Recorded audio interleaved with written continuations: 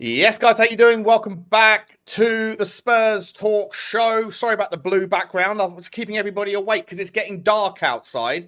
And so, sometimes people can fall asleep at their desk or at their chairs or whatever else. So it's important to keep you guys on your toes by giving you some blue LED lights in the background. Hope you guys are all happy and healthy doing the things you love. Look who I found for this Thursday afternoon. I've got the man Lubo from Spurs 5 fame, and I've got the man Jaco Cats from Jaco Cats fame, Twitter fame. Hello, guys. Great to see you. How are you, boys? You okay? We're all good, thanks. Very good. Looking forward to the chat.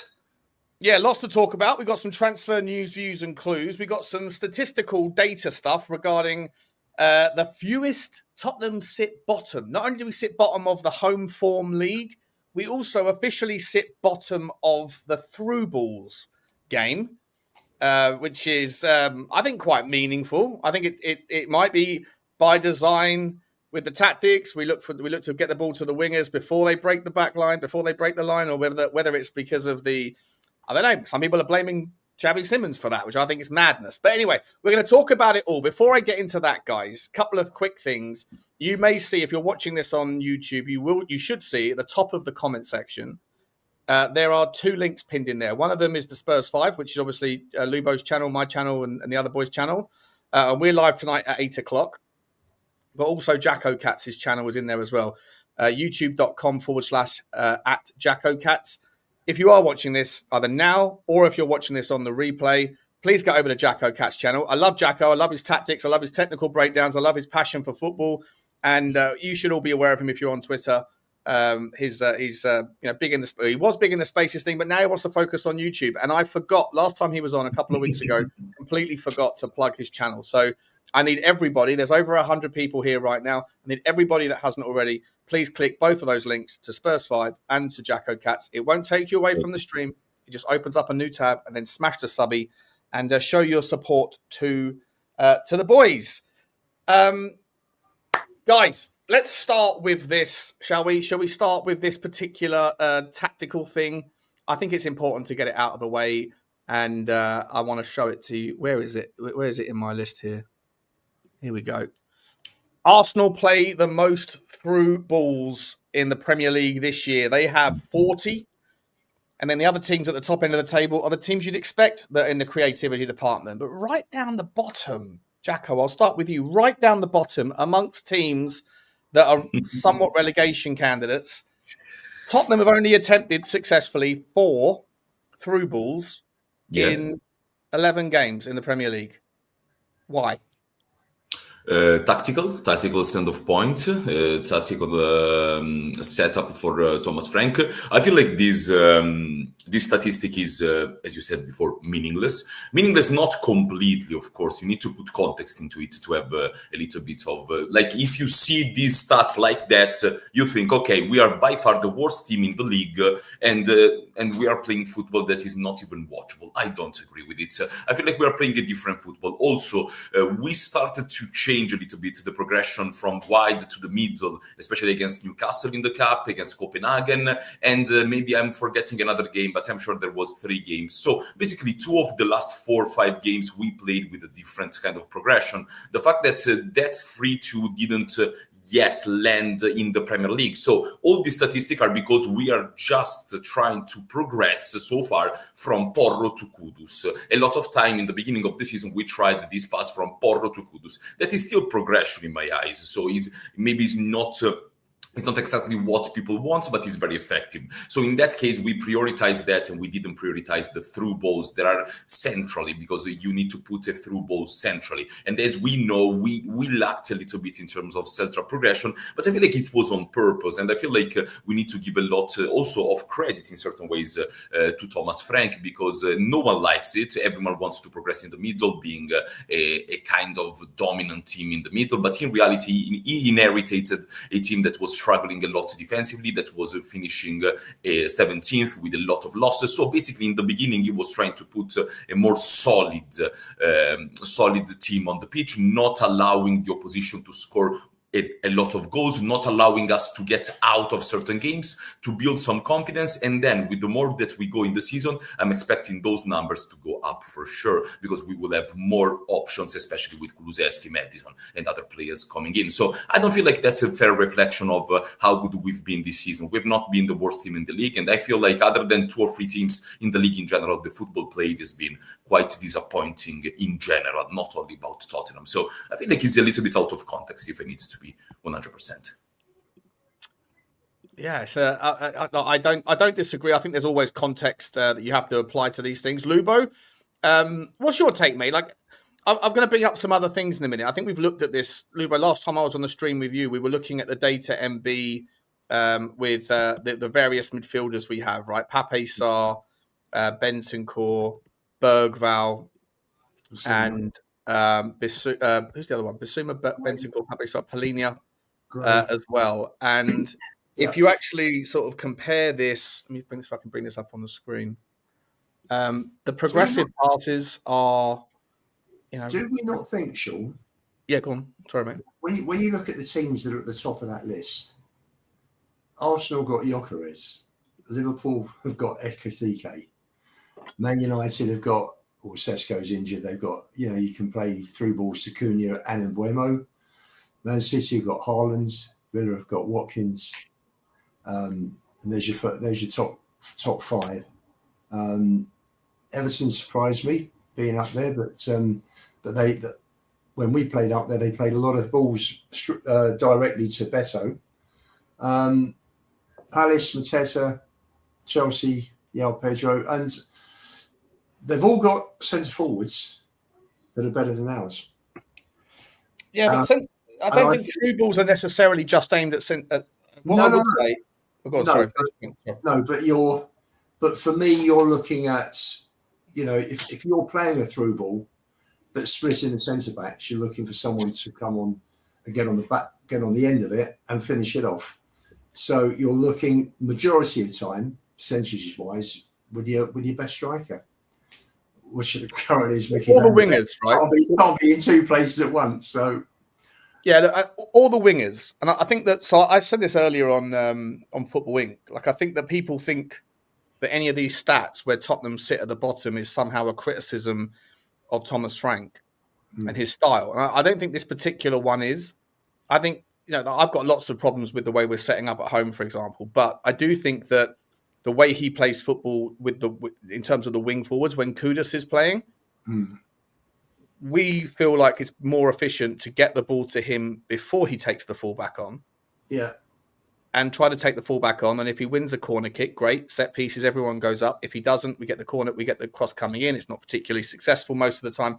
But so you're not like, it's not just around attempted through balls or successful through balls that looks bad, but I'm sure the number of attempted through balls would also equally look pretty weak as well. But that doesn't mean, it doesn't necessitate that we're playing a certain style of football other than one that's trying to utilize our skill sets. And I think Jaco touched on it. The trend in football right now is boring, right? It's physical, it's size, strength, and power above technicality.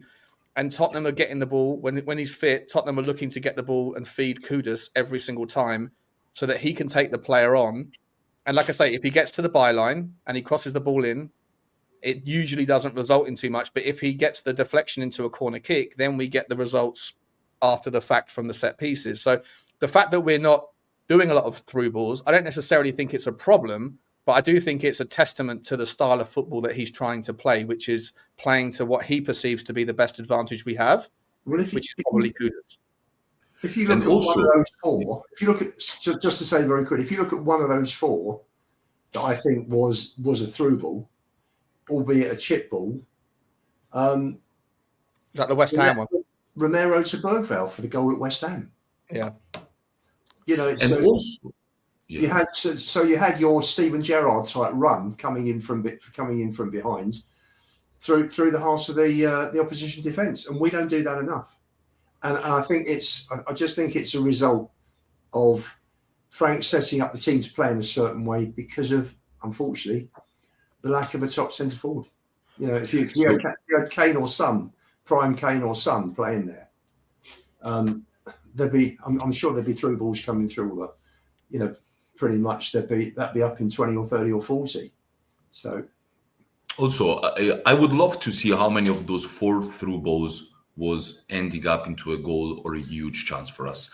I think all 4.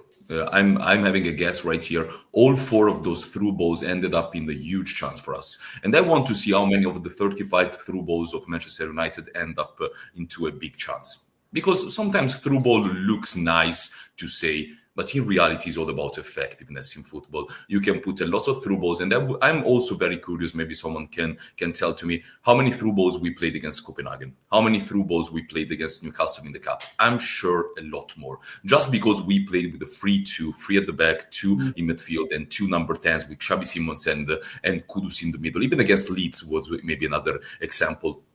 Maybe now I'm not completely, but I'm sure about Newcastle and Copenhagen that we progressed a lot more in the middle. So maybe those stats in those games were much better in terms of through ball, but in the end, the effectiveness was not there. Especially against Newcastle, against Copenhagen was nice, but we were so much better than Copenhagen on every level. So that game was very dominant from us. But even against Newcastle, we had a lot of through balls. Effectiveness was not there because you don't have in the end the right players, as Lubo said, to get into those through balls, to get in the end of those through balls. We have a huge problem. So I feel like Frank is a manager that doesn't care too much about being nice and good to the eye. He just wants to play us to our strength and try to hide our weaknesses. So sometimes we want a little bit more, but maybe we don't understand that less is better in certain way.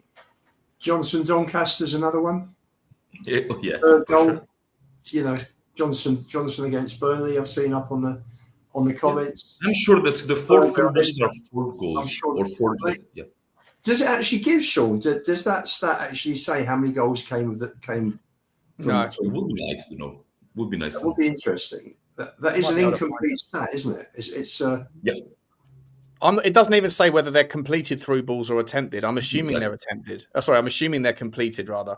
But because you could try through balls all day long, and if they all fail, then what's the point of making it into a stat? So, I'm not sure. If anyone's got time, it's difficult for me to do it whilst I'm hosting the show. But if anyone in the chat's got the time to have a quick look, I'm sure there's. If you go to FB Refs and you look up Tottenham stats, and you'll be able to see through balls, filter by them, see what games they were against. Exactly. It'd be good to get that colour on that data. Let's just pivot a little bit though, just to the overarching trend, boys. I mean, Lubo, we talk a lot on Spurs 5 about this. There's a bit of a discrepancy, a disparity between, say Johnny and myself, or Stel. And I think you're more on the kind of Johnny side on this one. The style of play. Jaco just talked there about he thinks that Thomas Frank is a guy that doesn't really care about how pretty it is. He's happy to go home with a 4 out of 10 as long as he's getting laid. Whereas some people would prefer to sort of try and fail with a 9 out of 10. I personally think that away from home, I've said it 1,000 times, I'm happy. Do what you've got to do to get the job done. Win away from home at all costs if you can, or just do well. But at home, I do think there's a bit more of a responsibility to attack and to take a little bit more risk and to play with a little bit more kind of confidence in yourself. And I personally think that Thomas Frank is setting up a little bit afraid at times, more thinking about what the opposition can do to us than what we can do to them. And I think the fans feel that at home, Lubo. I think, listen, everything's about players and the quality of players. And the better the players, the higher the ceiling. And, you look at PSG's squad. So you've got a ceiling, at the moment as high as it can be. You've got Barcelona's squad, which is there or thereabouts. Real Madrid, Bayern Munich this year have been phenomenal. That's the quality of the players that the managers are working with. When you look at what Frank has got to work with, how does he set up? He can't be too open because the problem is if you've got top people up front, then and you play in an open way, then if your strikers are better than their strikers, generally, not every time, but percentages wise, you can outshoot the opposition. We don't have that. So he's got to look at it and he's got to think to himself, right, start the project. I've had one transfer window. I've brought 4 players in. I need a ton of players more. How am I going to work this with the players I've got? Let's work to their strengths. But does he need a ton of players more? Oh God, what in the squad? Well, we need. I think we need 3 or 4. Probably 3 or 4. We need some top quality. I think we lack in top quality, but in terms of depth, I think we've got a very good squad. I don't. We've got 11 players out, and we've got 11 players injured, and we can still put out the guy who was our top goal scorer last year. Who in a different world, if everybody was fit, Brennan Johnson is about 5th in our pecking order. Yeah, and yet there's 5 players out in the forward line that would all start ahead of him, and you've got the guy who scored the goal in the Europa League final, and our top goal scorer last year. That's that deep in our squad. I think we've done very well to level out the depth. I just think we're lacking some absolute quality. I think you've got maybe 5 or 6 very good players, very very good players. Do you have any bad players in the squad? Yeah, we've got some bad players. Personally, I think Richalison's a poor player. Oh yeah. I think Johnson's a poor player. You think Johnson's a poor player? Fair enough. Yeah. Forget the keepers. I think Kinsky's poor for me. I'm not. For me that was a waste of 12.5 million euros. Complete waste when you've got Austin there, you've got Gunter coming through.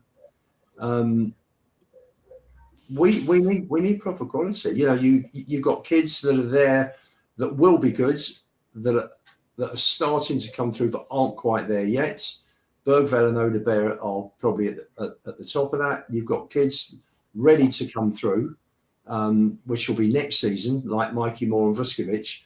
But at the moment, if we're talking about the squad we've got here, Vicario has made more errors this season than the rest of it in terms of conceding goals than the 2 seasons previously. Still think he's a great shot stopper, but for me, if we go and get Mike Mannion, I'd be happy. Porro, I think, could be replaced. Udogie needs to be brought on. The 2 centre-backs for me are very good. Paulinho is having a good season. But when you look at Caicedo, he does the Paulinho job and much more. So do we actually need next season or the season after? We're going to need an upgrade on Paulinho. Bentancur, Sarr, for me, sorry, don't cut it. Berghvall, again, is young and needs to come through. He will be a very good player, but he's not quite there yet. He lacks direction and focus on the pitch. He's very good with his ball carrying. His output, though, finished article, he most certainly isn't. I'd love to see Gray given a chance. I think he's got a lot of ability on the ball. He needs to be bulked up because physically it's tough in midfield. I don't think he's strong enough yet. Up front, you loved Archie Gray. Sorry? I thought you loved Archie Gray. I do. I think he's going to be a super player. I don't think he's there yet. You're looking to replace him. Right? So the question is not around let's not go through every specific player. Okay. Yes, I'm talking about are we for me, if we have £200 million to spend between January and the summer, I don't want to see us dropping that on 8 players. I want to see us dropping it on 4 players. That's been the problem. We dropped 380 million from Angie's first day on July the 1st to when he finished in 23 months. He dropped 380 million on 20 players. I mean, that's ridiculous. 18 plus Werner twice on loan. It's absolutely crazy. What are you going to get? We're not there anymore, right? We don't need to do that anymore. That's my point. We shouldn't be.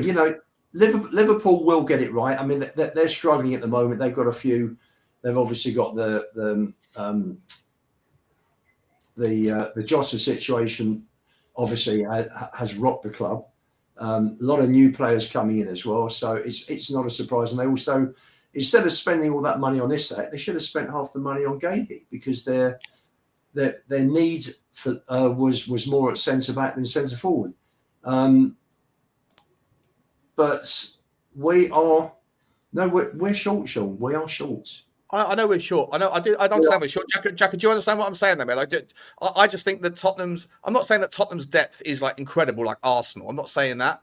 I'm just saying that the days where Tottenham should be dropping £100 million on 4 £25 million players is over. We've got so much talent in our youth academy that will hopefully mature over the next year or two. We've got a lot of young players already. That we've got enough. And now we haven't got any world-class players in our squad, and that's where we need to be adding the value, I think. Yeah, maybe Romero. Romero is surely a world-class player, but you need more, especially offensively. I agree with that. I also believe that we tend to overrate a little bit the quality that we have at the moment in the team. Because with this, especially with this, now I have a little bit of a problem sometimes with the way that people are talking about young players in general. Okay, when you say young player, we saw a lot of young players during our career of watching football. It's not that easy. Like people sometimes, like for example, you see a player with good quality. You say, okay, he's 18, so in 3 years at 21, he will be the first team. So we don't need anyone else. That's not true. That's not something that is mathematical. And for example, I'm taking an example of our team. Okay, Pape Matar Sarr. Okay, Pape Matar Sarr, when he joined Tottenham, I was the first one. Sure, he will be world class. For sure. Technical abilities needs a little bit of redefining into the technical side, into the decision making, but you have the runs, you have the physical attributes, you have the intensity, you have everything. We go fast forward 4 years, he's not world class. He's not even close.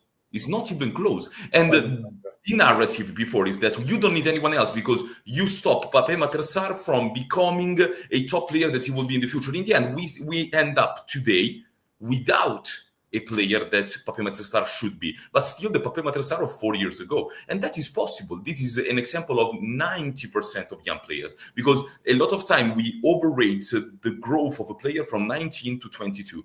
You're more or less the same player. You're more or less the same player. Now, you can have some experiences that will get you up in terms of confidence, but more or less you are the same player. So if someone is absolutely not good enough at 19, it's very tough that you will be very good at 21. And same thing, if someone is average at 19, I don't feel like he will be the difference making it in 3 years. And sometimes with us, with academy players, we tend to do it a lot at Tottenham. So we tend to say, okay, we're a club that needs to get these young players up. In the end, we also have the problem that we don't have the ready-made players, the deep line playmaker that knows how to play, the number 10 that knows how to play. So we're in a little bit of a limbo, in my opinion. We don't know what we want to be, a club that wants to develop young players or a club that wants to compete for the top four, because you can't do both. You can't do both. So sometimes I have a little bit of a problem with Tottenham, also with the signing that we made, a lot of young players, a lot of players for the future, a lot of players for the next step, a lot of players for 5 years. But what about now? Kudus right now. Kudus is a signing that you get right now, gets into the pitch. Okay, this guy is the difference. Romero was a signing that gets into the pitch right now. Okay, this guy is the difference. How many we got that? And we need, as you said, at least 3 or 4 like that, like Kudus, like Romero, even Palhinha. You can see Palhinha is not world class. He's not the best player in the world. But he came to Tottenham and he said, okay, you can see the presence, you can see the experience, you can see a player that knows and understands the game well. He's not a player that needs to understand the game with us. And a lot of time we are in the position to have players, young players, that still need to understand the game. I'm having another example, Berghvall, still believing in him a lot, okay? But if in 1 year he's still having the same issues, we need to talk about it, because Berghvall is not close of being a top 4 midfielder yet. He's too loose on the ball. He loses the ball too many times. He can't drop deep and receive the ball. One thing that he does on the high level is being intense, runs without the ball. As you said, the goal against West Ham is an example. But I thought that he was a different player. I thought that he was much more technical in the beginning and more able to drop deep and create something. But after 1 year, he still have a lot of time. He's 19. But what about when he's 21? If he doesn't develop that, we need to buy something. So I'm not sure about, we have a lot of talent. We just need one world-class one world-class player, because those talents that we have, we need to see them yet if they can compete with the top of the top. Because so far they can't. Last season we finished 17th in the end, playing the young players more or less. It's normal. But we can't act like we have some young players that are already, okay, Champions League, they can compete with the best of the Champions League. No. We don't have it. We might develop it, but we don't have it right now. We don't have it. I agree with what both of you are saying. I do. My point around the depth is, I'm just saying, when you have 11 injuries out, if Manchester City had 11 injuries out and 5 of them from their forward line, or if Liverpool had 11 injuries out, they would look really wildly different team. And this is not me, because I've been quite harsh on Thomas Frank. I'm just baking in the context here. But when you're missing Maddison, Kulusevski, Kudus, Kolo Muani, and whoever the fifth man is, I forget who it is, from the front line, and Solanke, right? If you take those, and all 5 of those players would be starting for Tottenham Hotspur, or most of them will be starting to some degree.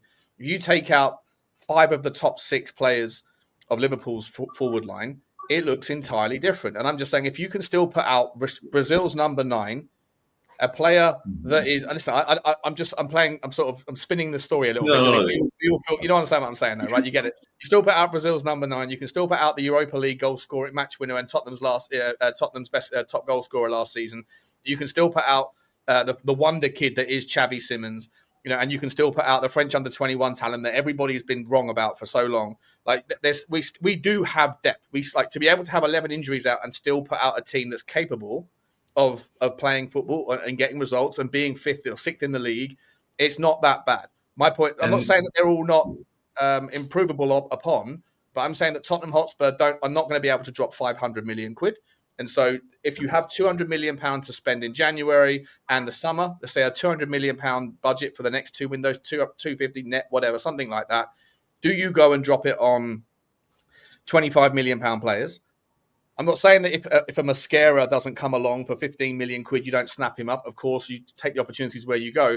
But for me, I think that now we are at the point where those Berghvalls, those Pape Sarrs, etc., they're okay being in a team when necessary, and they'll be okay and be able to learn off of players that are better. But in an ideal world, right now, I think I'd rather see Tottenham buy 4 times 50 million pound players than 8 times 22 million pound players. Just to close on this, because I didn't have a problem with the numbers of the depth, because the depth is there. One problem, huge problem, left back, huge problem, insane problem in terms of depth. Left back is not acceptable to go into a season with just one left back that is a little bit of injury prone, and we already know it, Udogie. And you play a right-footed right back on the left that already on the right doesn't have any quality going offensive. So you play. So that's putting the manager already on the spot, giving Spence as a left back as your only option. You have the other option of playing Van de Ven left and putting Dance on the weak side on the like a disaster, complete disaster. So there is a problem there. But in general, I don't have a problem with the depth. I have a problem with the quality. As you said, top goal scoring Johnson can't beat his man for life. Richalison number 9. He plays one game where he feels like he's Brazil number 9 and 10 games where he doesn't. I don't know if he ever played football in his life. The other is Xavi Simons, superstar.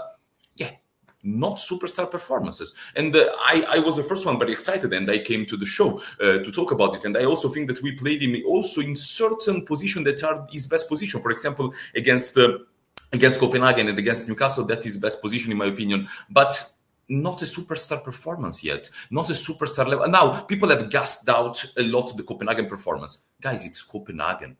Like a 70 million superstar against Copenhagen doesn't even play 90% of the time. Like we are acting like, even I'm very critical of Xavi Simons a lot in this beginning of the season, because I see a lot of people saying, oh, it's all Frank's fault. It's too easy like that. What about when you receive the ball in the middle of the pitch? What about when you have the ball?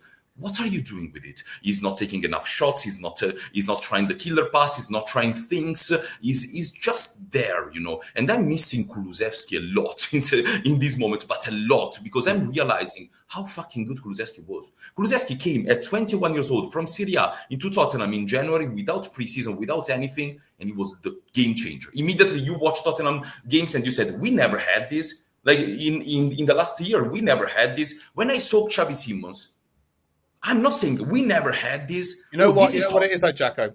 What I would say to that, I believe, and I know I'm not going to. You obviously know football inside and out, but for me, Kulusevski, when he came in, the thing that worked so well with him was the relationship that he forged immediately with Matt Doherty.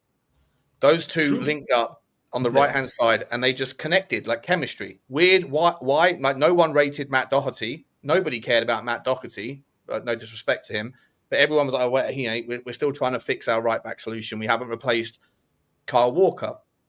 He comes in, he's bang average. Kulusevski gets put in front of him, and the two of them suddenly become like peas and carrots. And for me, Xavi Simons hasn't found that yet, and I think it's in no small part because there is you can see it. I think anyone who denies it's not real is probably being disingenuous, that the two midfielders behind, the double pivot, is being told to hang back.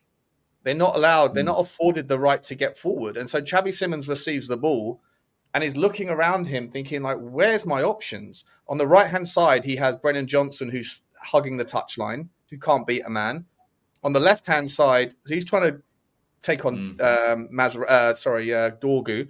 On the left-hand side, you had Richalison, who can't take on Mazraoui. And then you had Kolo Muani, who's being surrounded by three centre-backs. And in front of Xavi Simons, you have, Casemiro and the rest of the Manchester United midfield. And Pape Sarr and Benton and Polinia would stop and wait behind them. And you didn't even have the fullbacks moving in forward. You didn't have Pedro Porro inverting, and you didn't have Jed Spence. And so I think a lot of the criticism that is thrown at Xavi is reasonable, Jaco. I think it's fair. Yeah. Like, I agree that he could be doing more. He is supposed to be a superstar. Let's see some of that magic. But I do think he's limited in his options, because I do think the tactics are stopping us moving forward in a way that throws a little bit of risk. The last thing that I'm saying on this, then we can move on, because I'm not saying that Simons will not be good. I was the first one on Sean channel to talk about his characteristics, and I believe in that. Okay, but I'm someone that wants also to have the players take responsibility, because this modern football is all about the manager. Is always the manager, but in the end, the individuals come into the pitch. So Xavi Simons will come good. I'm 100% sure. He needs to adapt. But I'm just talking about having that feeling of a special player. A player that's okay. You didn't get this play right, but you tried something. You tried something that no one else was trying on the pitch. Fine. You are not getting your things right. You don't have the right rhythm. Show me the special stuff. Show me because I know how to recognize it. We know how to recognize it. I feel like he's been maybe a little bit shy. Maybe he needs to have a little bit more of rhythm. But my point is that when you think about, okay, we have a superstar number 10. But he's not yet. Maybe in 2 months, yes. And maybe in 2 months, when Xavi Simons will play like a superstar, we will be much better. Suddenly, tactics will be not a problem, because Xavi Simons warmed up. And also, last thing, a lot of time, the superstar solved the problem. Okay, if a superstar needs to have around him all the best option in the world, is he really a superstar?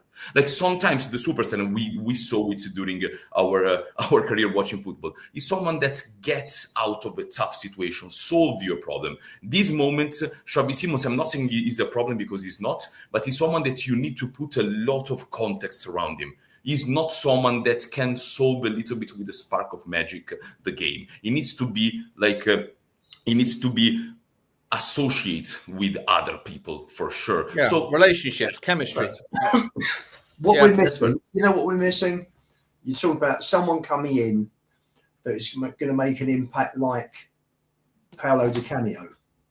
Exactly. Rafa van der Vaart, Jurgen Klinsmann. Players that will come in and just stand out, and they'll lift the whole team. And Klinsmann and Sheringham put together a fantastic relationship. I remember Birkinshaw brought in Archibald and Crooks in 1980.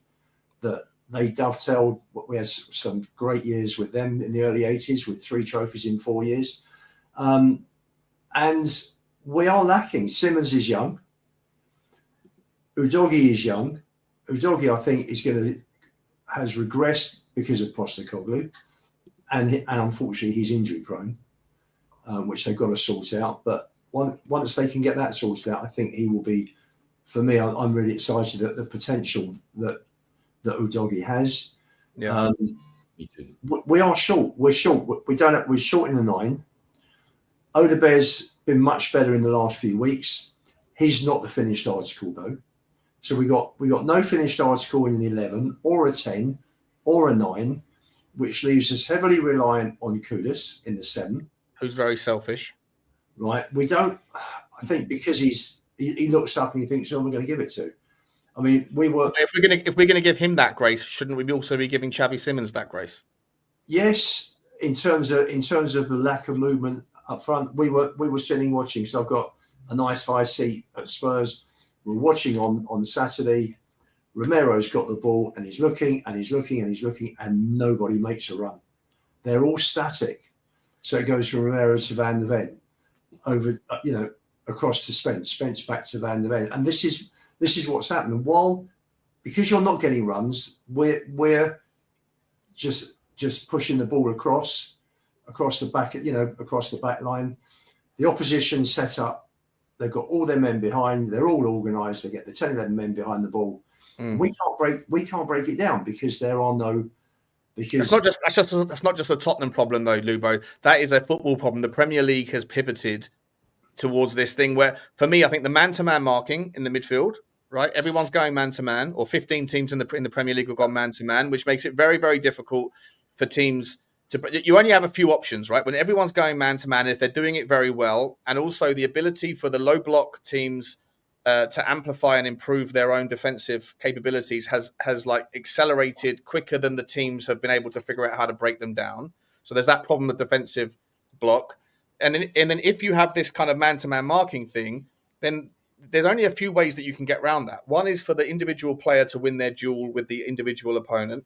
Two is to do intricate 1-2 passes that require pace and movement and cleverness. That doesn't require technicality, but it requires like athleticism. And three would be to sort of draw players out, like what Maddison used to do last season, where he would come deep, and then players would follow him. The centre back or the DM would follow him to the point where he would come back to almost to the centre back line to pick that ball up. At which point, hopefully, you've dragged the player out of position, and then you can give it to somebody who can knock it over the top. All three of those things are moving the game towards being bigger, stronger, faster as a result of how do you sort of figure out that kind of that puzzle. And so, just quickly, super quickly, when Jaco said he can't wait to see Kulusevski back. I cannot wait to see Kulusevski back in this version of football, because I think the game has moved towards this stuff in the period when Kulusevski has been injured. He's been out for the entirety of the year, and it's only really in the last sort of 18 months that the game has really shifted towards this boring set piece FC, figure out any way you can to break a team down, get bigger, stronger, faster players. And Kulusevski's been missing for the entirety of it, and he is made for this version of football. He is absolutely a perfect fit. So when he comes back, I think Tottenham improve measurably. And they're saying he'll be back by beginning of January, is what Frank said. Hope so. So you haven't got anybody at the moment, who can play the pass like a Foden, Haaland. So you haven't got that killer ball, and you haven't got the centre forward at the moment to run onto. So that's out. Frank's playing a double pivot. He's playing very defensively at home, and that's, for me, he's got to try and be a little less risk. He's got to be risk averse now. More risk averse. And for me, Bentancur is not a bad player, and he is not the issue when you look at the team that we've got. But the problem is we need to get the ball quicker up to the strikers if we're going to break these low blocks, and he doesn't do it. And the problem is Frank thinks that if he takes him out, we're going to be wide open. So if you're not scoring that many, and we are scoring, but it's being spread around the whole team at the moment. We had 10 scorers for the 20 odd goals. And that's so what he's doing is he's playing defensively. He's making sure we're not going to lose, and hopefully we'll nick something on the break. It's a hard watch, but until he gets better players, I think we've got to look at it and think where we were last season, wide open, no system, under 10 tactics. It was under 10 football tactics from Postecoglou. And we lost 22 games out of 38. So for me, it's a big improvement. The problem is that we're winning the games away, and you've got your hardcore of 3,000 or 4,000 who take all the tickets, and then the 50,000 plus that go week in, week out are seeing poor results and poor football. And unfortunately, if it was the other way around, then people would understand a lot more, and there wouldn't be half the pressure on Frank that there is at the moment. True. Absolutely true. And also on Kulusevski, I feel like he's not only made for this kind of football, he's made for Thomas Frank football especially. Thomas Frank is someone that likes to change stuff, because now people are saying, and also a thing that I don't agree, all these worries about Frank, like football is a static thing, now he's playing like this, so in 3 years he will play like this. Absolutely no. We had numerous example of managers starting. The first thing that they do, make sure that we don't lose.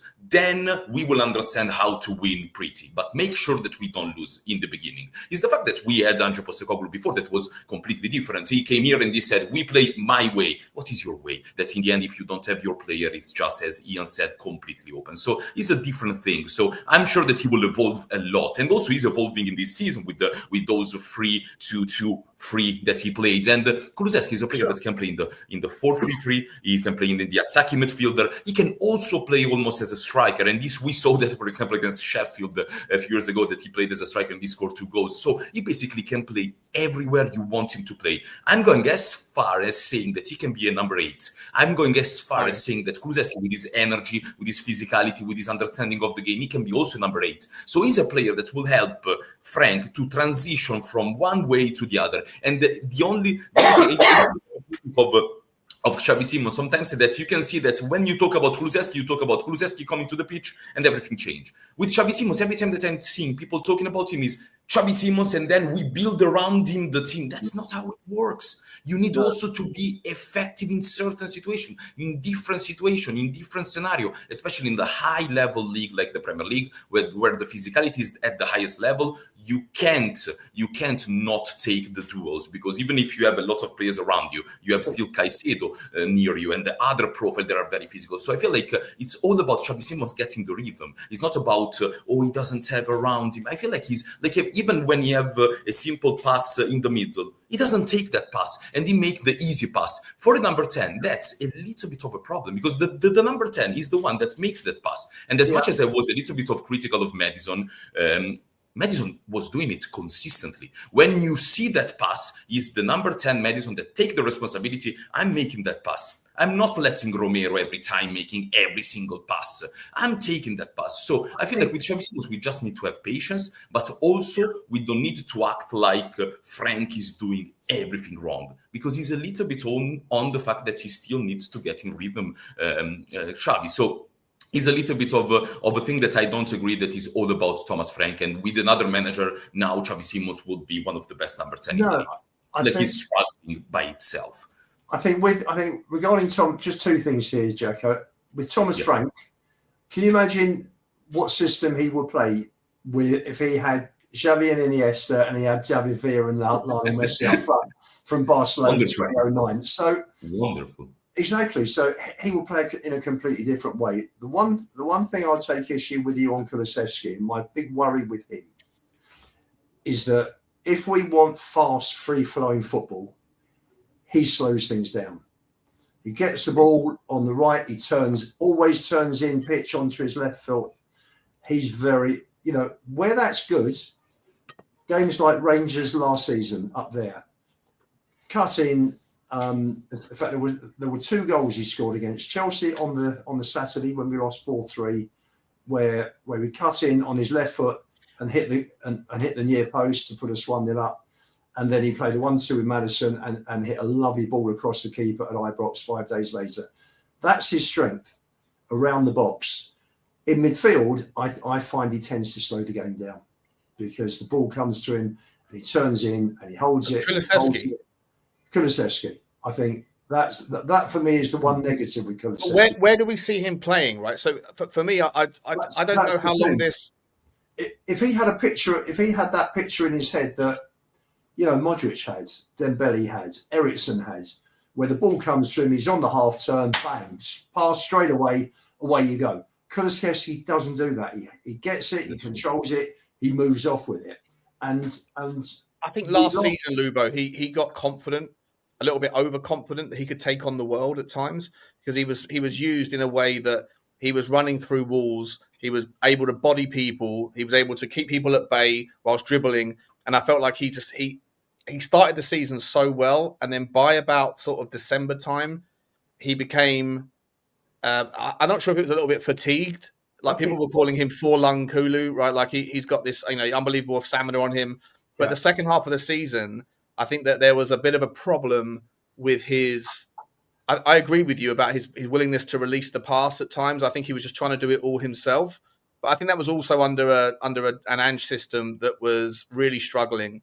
And so, I would hope that under Thomas Frank, he's going to utilize him in a way that plays to the team strengths as much as everything else. But what I am interested to know where you guys think he will fit, right? Because look, Kudus is a right winger with a left foot, but he's 2-footed. He's more than capable getting to the byline and then trying to whip the ball in and accepting the corner kick. And then we all go forward and we try to get and Mickey van der Ven or whatever as a beneficiary of that. If you want to do the same thing on the left-hand side, then you're going to need a player that is not entirely right. Like a lot of left footers that play off the right are capable of doing two-footed football. But most of the time, the left winger that is right-footed, they cut in all of the time, right? The Sunnies, those sorts of guys always looking to cut in. There's not that many left wingers that are equally strong with their left foot that can get to the byline to the same degree and use their left foot with consummate ease. And I don't know whether or not there's a chance that Kulusevski, if we're going to continue this fashion of trying to win corners, how do you fit Kulusevski in the same team as Xavi Simons? Do you do it by playing Kulu off the left-hand side in a world where we don't sign a better left winger? My worry is that we don't stretch defences. And I mean, it worked out very well for Spurs because Harry Kane came through. But we spent 26 million on Soldado, who was it Villarreal, I think, or Valencia he came from. And he had two wingers that took the fullbacks wide. They put the ball in, and Soldado was a fox in the box. When he came to Spurs, he's, I think, was it AVB Potts rather, put Lennon on the left and Townsend on the right. And both of them cut in onto their... And it didn't work because you weren't spreading the defenders, you weren't pulling balls back in from the byline, and unfortunately, the way defenses are put together now, you need to be pulling defenses wide. You need to be stretching them. The two centre backs and the full backs, 15, 20 yards apart tops. You need to pull them wider, to create more space, so you've got runners coming in between the defenders. Otherwise, we're just going to have that low block issue that we've had for the last year and a bit. So, for me, Kulusevski, as I said before, is not more about where he will play. Is the fact that he will play. As I said before, you can play him in different situations. My ideal situation will be if I need to have a scenario in my eyes where he can be and we can be at the highest level, technical level that we can, is like against Newcastle when we play 3 at the back when we have the ball, 2 DM, 2 number 10, 2 wide players, and the striker. So in that sense, you can have, for example, Xavi Simons and Kulusevski inside. There's a 2 number 10. Kudus on the right, Odobert on the left, and for example, a striker that's now Randall Colomoni. We hope that he's not that injured, but he doesn't look good. Or a striker, Richalison, Solanke, that he needs to come back up front. So you have a front 5, more or less, of Kulusevski, Simons, Kudus, Odobert. Now that Maddison will come back also himself, will be in the rotation, and up front Solanke. In that sense, you will have the highest level, the highest technical level that you can have. I have a little bit of a problem in terms of defensive shape, how you use Porro, because I had one problem with that 3 at the back, that Porro was being used as a builder, as a builder. I don't want Porro as a builder. No, I want Porro as a crosser. I want Porro as the killer pass. I already have Romero as a builder. I don't need also another highly technical player to be that deep. Okay, so maybe that was my only problem. And even against Newcastle, I feel like Porro did very well. But when we came into the position that Porro was supposed to be, we didn't have the same quality in crosses. So in the end, it ended up in absolute nothing. So the problem is there where you use him. But even He was as a right winger and Kudus more centrally and Xavi Simons on the left. That's a position, that's a possibility that we can have, because Xavi Simons has been absolutely saying, no, he can't play on the left because he played with Spence that doesn't overlap and doesn't associate with him. But playing him with Udogie, let's see how it works. Let's see how when Xavi Simons come inside and Udogie is constantly making that run, how much space he creates for Xavi Simons. Maybe that's his best role right now in the Premier League, because centrally sometimes I feel like he gets overwhelmed. Also, as you said, Sean, because he doesn't have too many people supporting him. But wide, I was not so critical of him. I feel like he was wide. He never had the support of the left back. But if Udogie is there, you can play Xavi left, inside Kudus, and on the other side Kulusevski, or inside Kulusevski, on the other side Kudus, because Kudus is also number 10. He played as a number 10 in Ajax. So you have a lot of possibilities, and I'm very excited for that. But I feel like Kulusevski is a little bit the one that gets gel everything together for all the position that he can play and how he can link up with other people, and he's very technical like others. So do you see Porro as a wing back? Because I do. Yeah.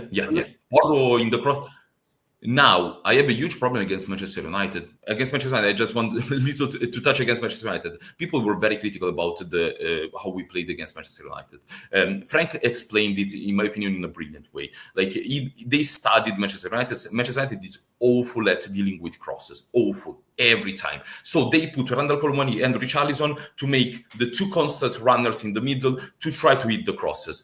I've never seen Porro crossing like that in my life. He never had one good cross in all the 45 minutes. The only chance that we had in the first half was for a cross, like Frank prepared, by Brennan Johnson with the left foot. Incredible, like something that I've never seen. Brennan Johnson with the left foot had a great cross, and Richarlison was alone in the middle of the box and he missed the chance. So you can see that even the tactical standoff point sometimes is destroyed by the individual performance. And now it was Porro that is someone that I don't expect to destroy a tactical plan. But he did. It was the worst performance by Porro I've ever seen in my life. He never got one good cross. And maybe if we overload the cross against Manchester United, would be a completely different game. So I'm saying that as you, Lubo, I want him forward, but he needs to be better than Manchester United, because that was unacceptable for a player. Yes, listen, Micky had a bad game against Chelsea. Romero had a bad game on Saturday. I thought Romero's head went after they scored, went flying into midfield, got booked. Shouldn't have been anywhere near there. Lucky he wasn't sent off later. These guys, they have bad games. They have the odd bad game. What worries me about Porro is that he's not strong defensively.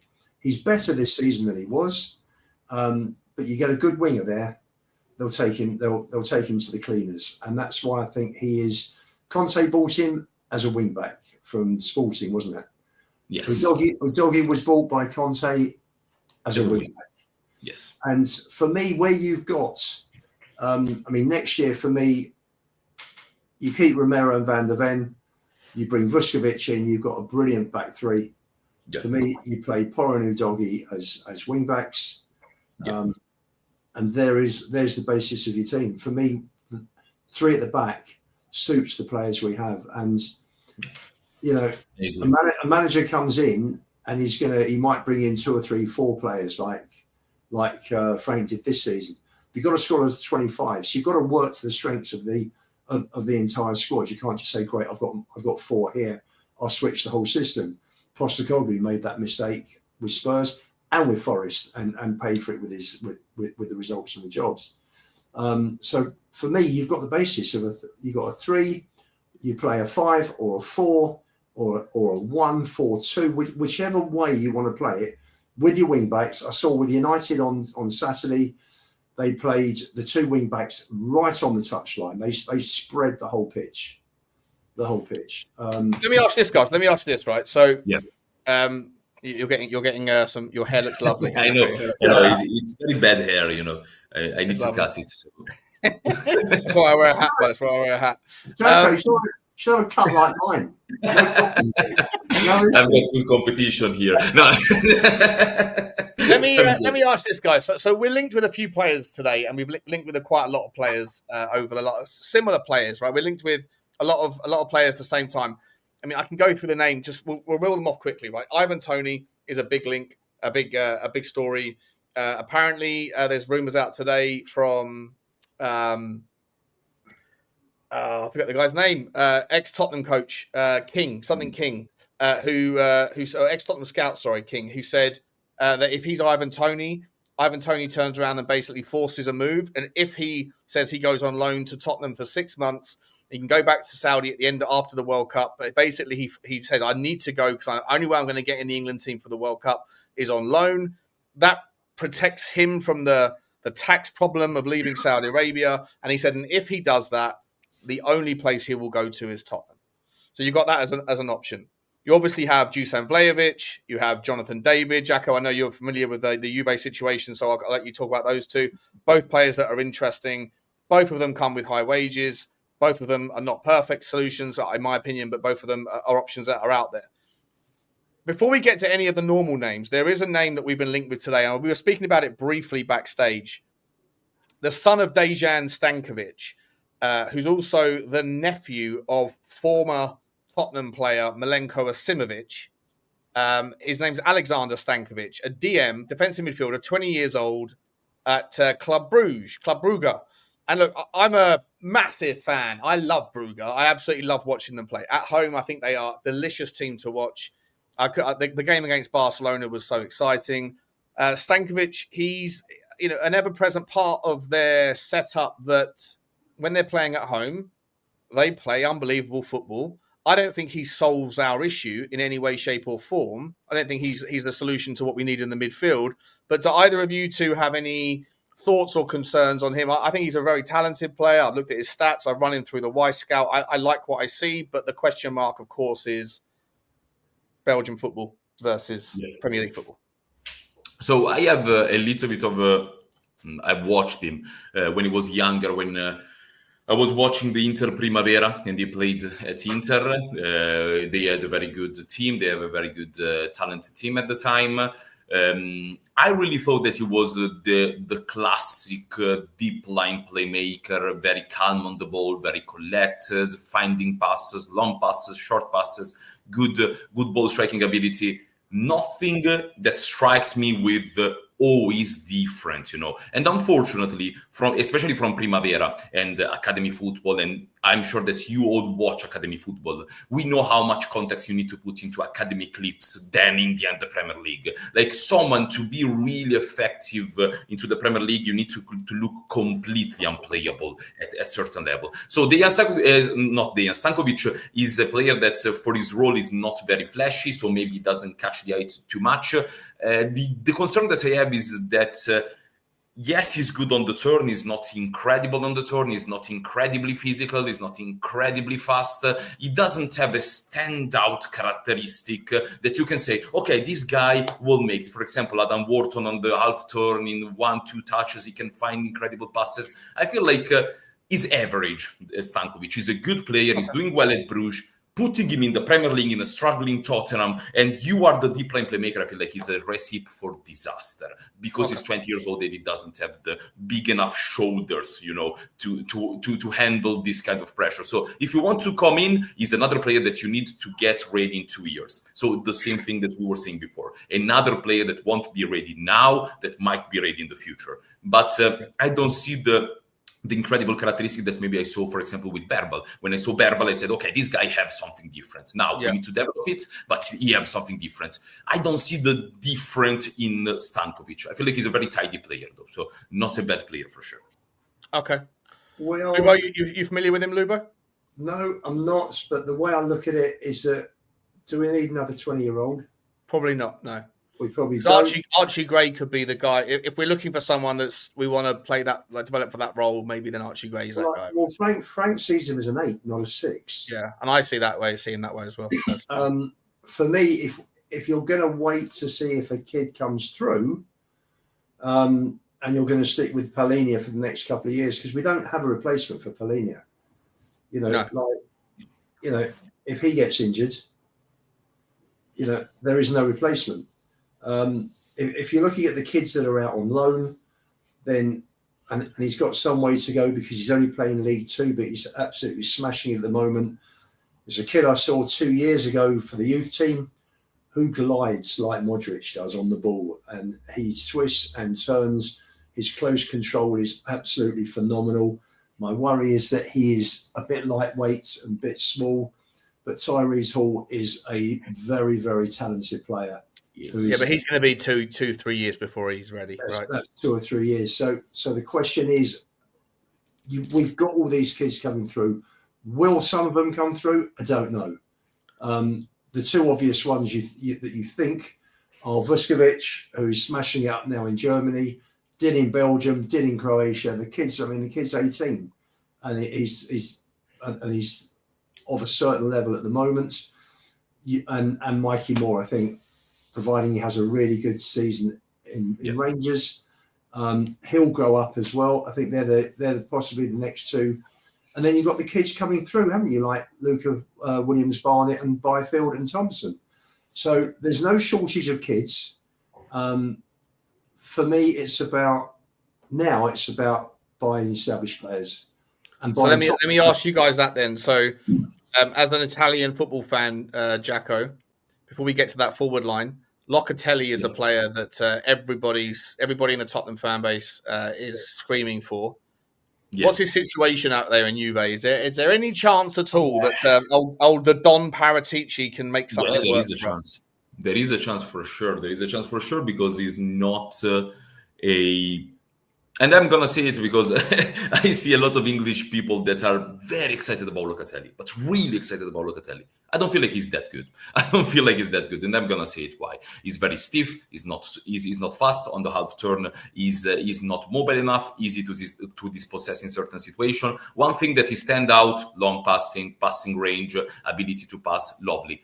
But why? Really, why I'm not understanding why Locatelli is seen like one of the best. For example, I said it last time. If I need to choose between Locatelli and Hakan Çalhanoğlu, is 100 million times Hakan Çalhanoğlu, 100 million times a better player. There is no doubt about that. Locatelli is a very limited player, and I see him constantly here in Juventus, and even Juventus fan can't wait a little bit to let Locatelli go because he limits them in a lot of stuff. You watch Palhinha, he's a different type of Palhinha because he's more technical than Palhinha, but he's not someone that adds that dimension of also dynamic side that you need. And also, as I said, I really worry about the way that he shape on the half turn that in the Premier League is fundamental. We saw when we played against Caicedo is a dog. If you are not good at receiving the ball on the half turn in the Premier League, you are very, very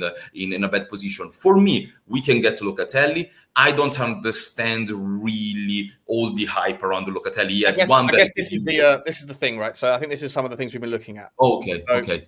So here is the problem that people are seeing, right? We don't progress the ball. This is our four midfielders. I'm not including Bissouma because he's been injured. Okay. So you have Bentancur, Sarr, Bentancur in the blue, Sarr in the pink, Berghvall in the green, Palhinha. Palhinha is obviously outperformance in his defensive stuff. Yeah. Pape Sarr has a decent forward pass percentage completion. But in terms of forward pass, this is like the outer ring would be the best in the 5 leagues. The bottom in the centre circle would be the worst relative to other midfielders. And then you can see that progressive passes, we're pretty poor. I mean, Pape Sarr to a degree is a little bit better than the rest of them. But if you take away Pape Sarr and you take away João Palhinha, these are like, Berghvall okay at carrying, but very little elsewhere. Bentancur is very bad, or not very bad, just relatively bad. And if you look at Bentancur versus the version of him from last year, you can see that he's almost half as bad at the same things, or half as successful relative to everybody else at the same things season over season.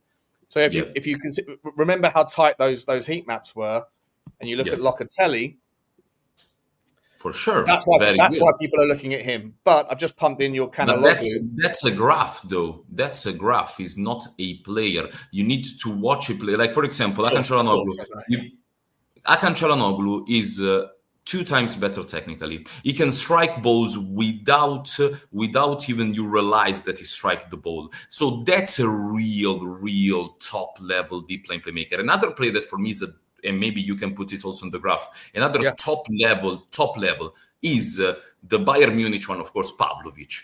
Pavlovic is top level. highest level. And he's not the fastest, he's not maybe but how smart he is, how he can really read the game. Locatelli cannot read the game at the same level of Pavlovic, Çalhanoğlu, and other players. He can break lines for sure. Good technical ability to the long pass. It's not enough to the new football that we are playing, to the football that is played in the Premier League. Very intense, very physical, duels, and then you need also to do other things. Locatelli is not able to compete in terms of duels and in terms of other things.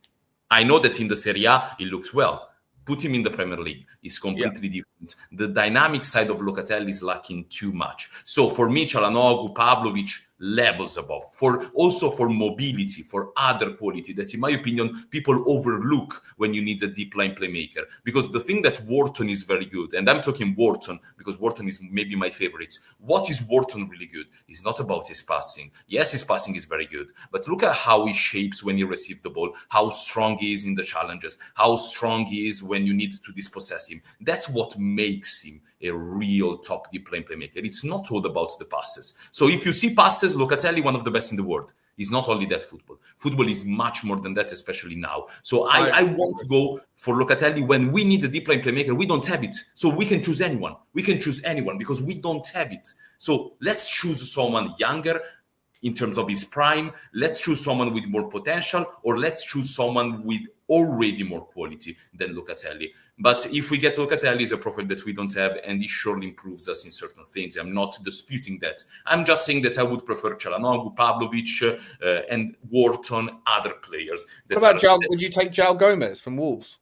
João Gomez is a good player. He's not as much as a line breaker than the others, but I like João Gomez. I like João Gomez. He's a different player, in my opinion, than these guys that are purely deep line playmaker. So yes, stats are only as good as your opposition. People are saying it's also right. Like Locatelli plays in a system and in a league that protects a lot the midfielder. We are playing in a system and in a league that expose midfielder. Look at Bentancur. Sometimes he look like he can't play. Bentancur is a better technical player than Locatelli overall. 100%. No concerns about Çalhanoğlu's age? He's 31, 32, is he, something like that? Çalhanoğlu's age is not a problem because his game doesn't get into being explosive. He's a lot more Adam Wharton than a lot of other players. Like he needs one or two touches and he changed completely the game of 60 meters pass. And on top of that, you know what's brilliant about Çalhanoğlu? The fact that he can also score. He can shoot from outside of the box. He can be a problem in different situations.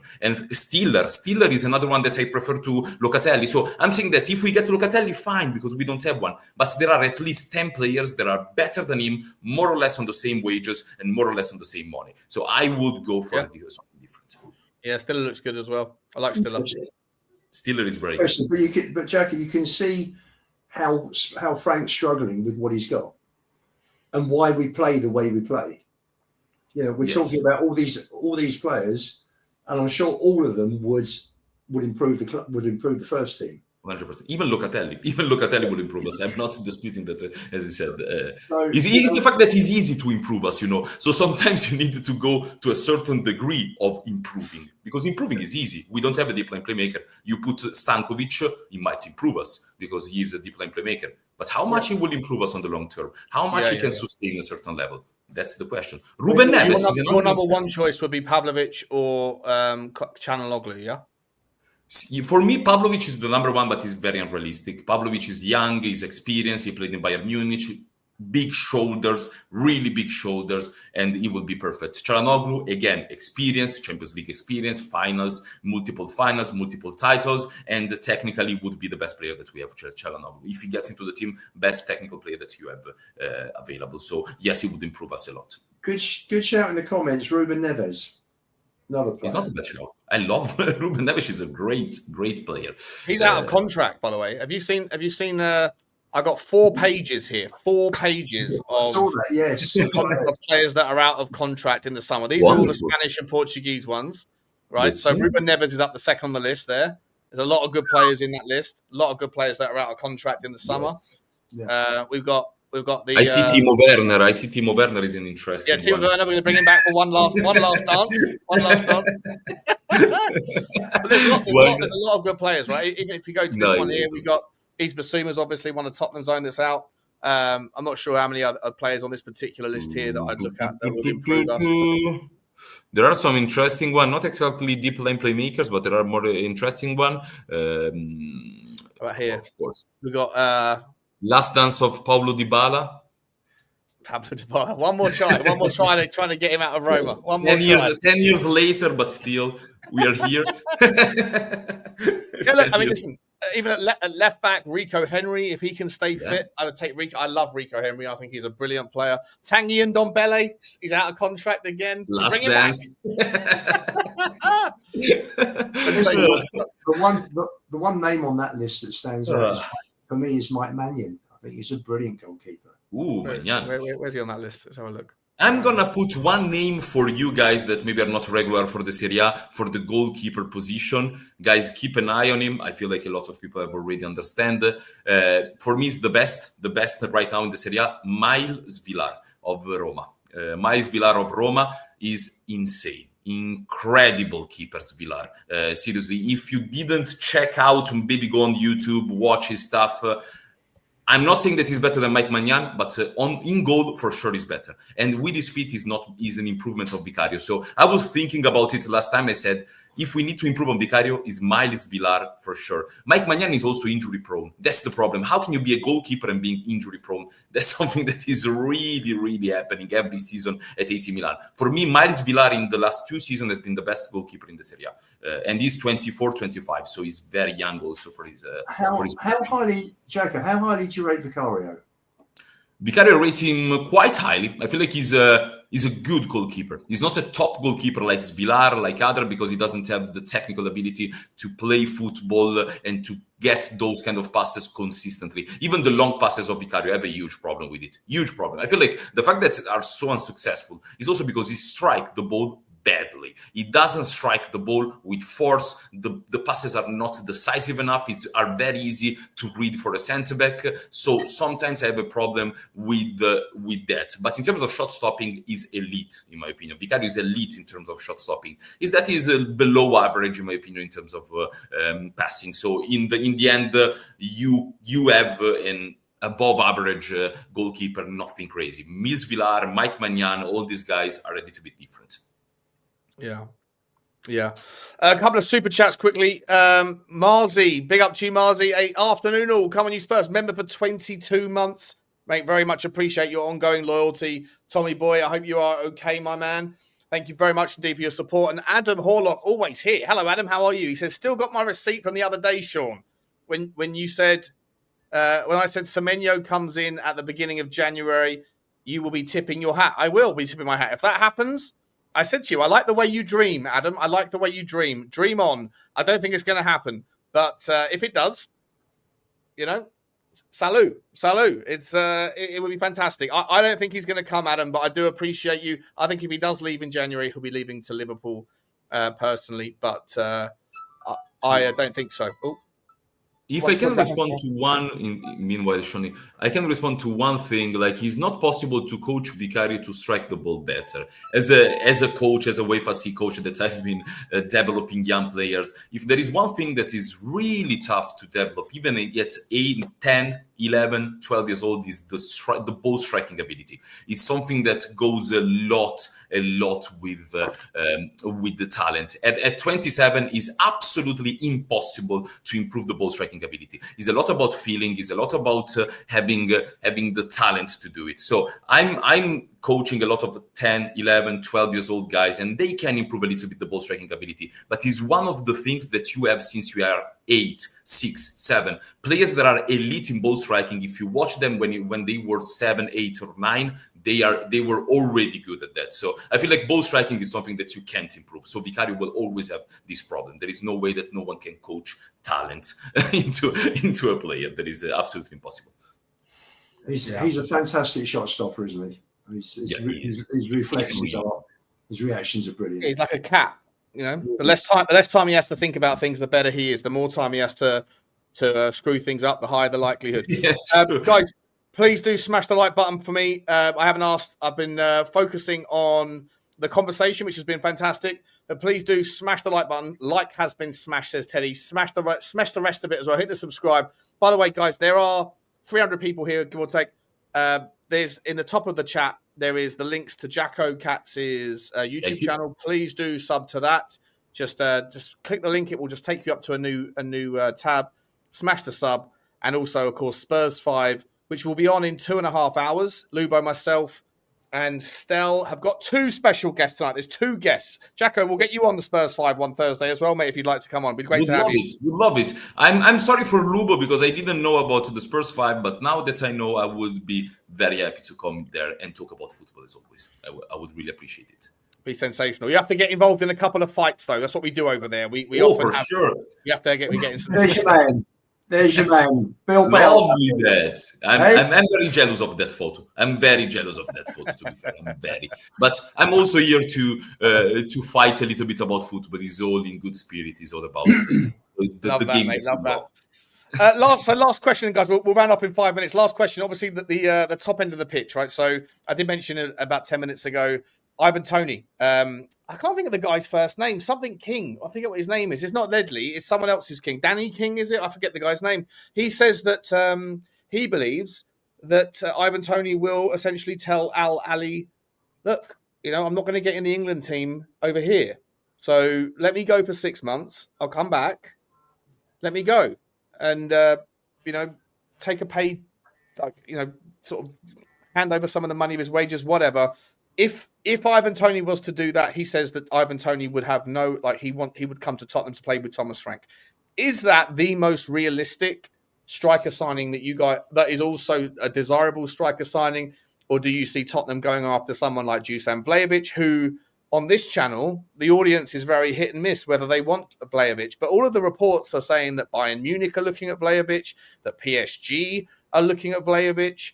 But there's a lot of teams that would take Vlahovic. And so maybe Tottenham fans are a little bit, dismissive of him because we think that we could do better. But maybe with the market being fairly dry, maybe we can't. So, Lubo, I'll start with you, mate. Go on. We bought 2 Prem-proven players. Or I say we brought in, shall I say, one on loan and one transfer with Kudus and Polini. And we need Prem-proven players. For me, Vlahovic would be a risk.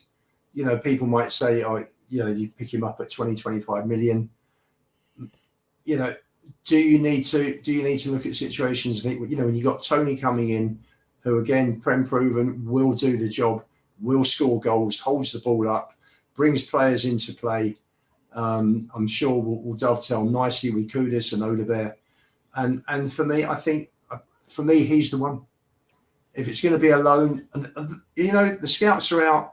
They'll reassess over the next few months, see who we're going to bring in for in the summer, and get Fabio over, get him twisting Harry's arm. That's what I love. Get Kane back, but would love it's it. never going to happen, Lubo. Stop 2020 over it. 2027. You're making me emotional. Don't do that. Let's not think about Kane. Let's not think. No, but if I can say one thing very quickly about Ivan Toney, like between Ivan Toney, Jonathan David, Dusan Vlahovic, I'm taking Ivan Toney every day of the week. And from Vlahovic, I feel like we are falling for the agent job. Bayern Munich, PSG. Not sure about that. Really not sure about he showed the quality to be a Bayern Munich striker. PSG aren't going to want Vlahovic. No chance. Never in a million years. That he plays there. And as I said, Vlahovic is one thing. He will have good numbers every year. Okay, because he's a top finisher, top ball striker of the ball, lacks too many things. Lacks associative play, lacks hold-up play, lacks passing ability, lacks a lot of things. And he's not as dominant in the air and in other situations like Toney. Toney is much more dominant physically. He's primarily proven in certain ways that can help, but more than anything, he can also link up with other players. He have high technical level, Toney. Yeah. For being a big guy, he's really technical, much more technical than Dusan Vlahovic. The list that I will take is Jonathan David. I'm watching him at Juve.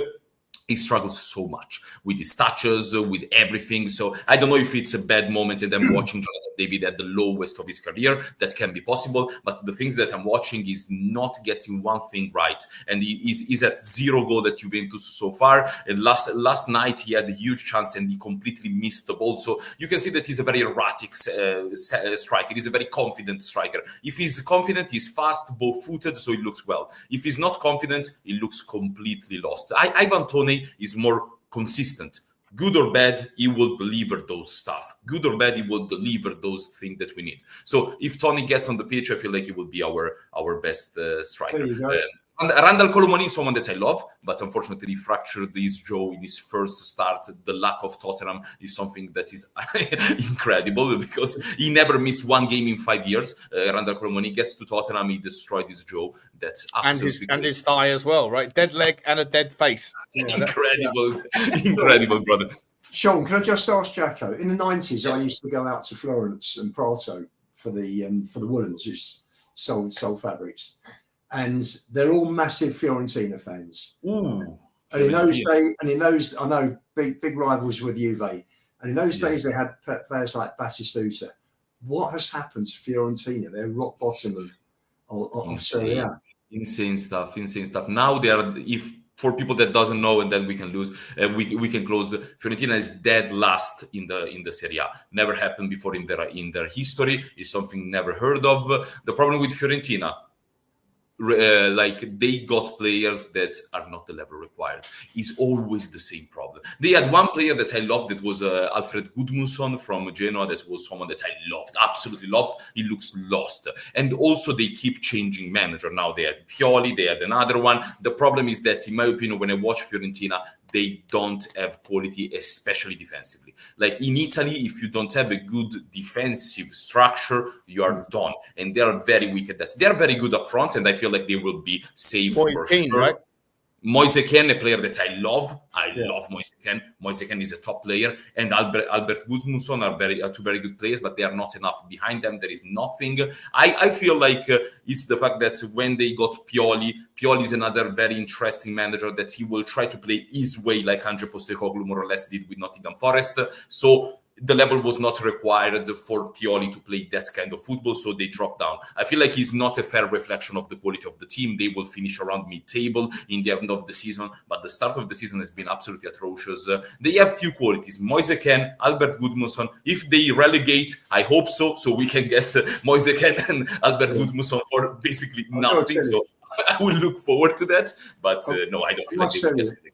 I must tell you, along with Monaco, I think Fiorentina is probably the worst ground I've been to following Spurs in Europe. It is terrible. It needs a massive upgrade, doesn't it? Oh, that's so bad. But now they made the biggest and best training ground in Europe, the Viola Park, and now they are building also a very good structure for the stadium. So that's changing. But in Italy, you will see much worse than Fiorentina. In Italy, the structure in Italy, you coming from England to Italy, it's like coming to the third world in terms of stadium. Well, listen. The Bari one, the Napoli one, those stadiums are basically on the verge of collapsing. They're literally insane. Like we have structure from the 80s. We are still structure, not the 80s, the 40s, when there was a certain thing in Italy. So there when we made all this stadium, and they are still like that. Yeah. Juve and Udine have got nice stadiums. Udine was nice. I went there to watch the Super Cup final. Was so good. Was so nice good. Stadium, isn't it? And I think very little, very, very, very good though. And the Juve Stadium is the first one that is owned by the club in Italy. So to think about how far Serie A is from the Premier League, there is only one stadium of property of the club, and it's 25,000 people in it. Not even, and it's Juventus, 25,000, and that's it. That's because right. The light show was brilliant. The light show was fantastic. They did something like our stadium, but much smaller. And until Inter Milan, Napoli, and all these clubs will get a stadium of their own, they will not get to the level of economics of the Premier League. But Italy is not at the level of England in terms of economics. So I feel like, unfortunately for the Serie A, will be very dark days for a long time until Italy in general as a country will improve. Sure. It's much bigger than football when you think about it, football in general. So Italian stadium are the worst in Europe, arguably. So 40,000, not 25. I'm sorry. Yes, 40,000. So it's not even that little. Yeah. That's amazing. I didn't know that. That's absolutely sensational. Yeah. Interesting stuff. Right, guys, we're going to have to leave. I want to say a massive thank you to everyone that's been a part of it. Thank guys, once again, please do get over to Jaco Cats. Link is pinned at the top of the comments. Don't go without smashing the sub. Same with Spurs 5. Johnny, Lubo and I will be with Stel and 2 special guests this evening at 8 o'clock. So I'll see you over there. Lubo, Jaco, anything you guys want to plug, promote? Jaco, when are you next going live or doing a video? What's coming up?